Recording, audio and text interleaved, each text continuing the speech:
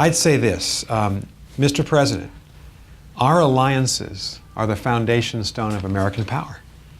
And so here in Asia, the United States has to recommit to the security of Japan, South Korea, Australia, to our defense relationships with Thailand, the Philippines, our emerging security partnerships with India, Malaysia, Singapore, Indonesia, that this is the great power differential between the United States and China.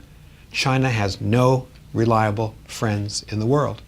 And we, over 71 years, have built an alliance system. And Mr. President, what you said, and you have to speak truth to power, very respectfully, but you have to. What you said during the campaign that Japan and South Korea should go their own way and perhaps even develop nuclear arsenals, it cannot possibly be the policy of a Trump administration. That's number one. Number two, more bad news. I know you ran on a policy of trying to renege on all of our trade agreements, NAFTA, to kill the US-EU free trade agreement, and to kill TPP. But there's a strategic rationale for TPP well beyond the 1% to 2% rise in GDP that we might expect from the Trans-Pacific Partnership. It's 40% of global GDP. It's 12 countries. Prime Minister Abe, who you saw on December 16th in New York, had to push very hard the Japanese diet to get the necessary compromises to go forward. And the rationale is strategic.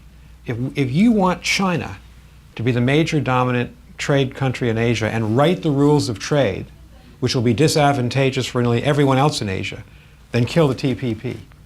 If you want liberal market economies to write the rules of trade for the next 30 years, then advance the TPP and find some face-saving way for yourself to go forward. That's number two. Number three, that your relationship with China is going to be pivotal. In this sense, we have to balance two competing priorities with China.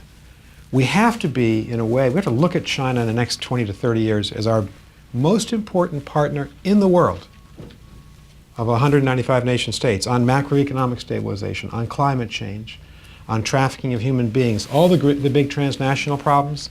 China, because of its weight, is going to be our most likely partner, as it was for President Obama and President Xi Jinping on climate change. So we have to engage them, and you, Mr. President, should invite Xi Jinping to Sunnylands. You should do that, invite him after you see the Japanese, Australian, and South Korean leaders. And you have to form some kind of strategic engagement. But here's the rub. China will be our largest and most important partner. It's going to be our strongest competitor for military predominance, because we should seek, as a matter of American national policy, to retain our military predominance in Asia. It's vital we do that, and that gets back to the alliance system. And fourth, North Korea. If it's true, what most of us believe, that within 10 years North Korea will be able to have an ICBM that can reach Washington, Oregon, California, and the Rocky Mountain states, that is unacceptable, and therefore we must make it a matter of urgent national priority to deny them that capacity.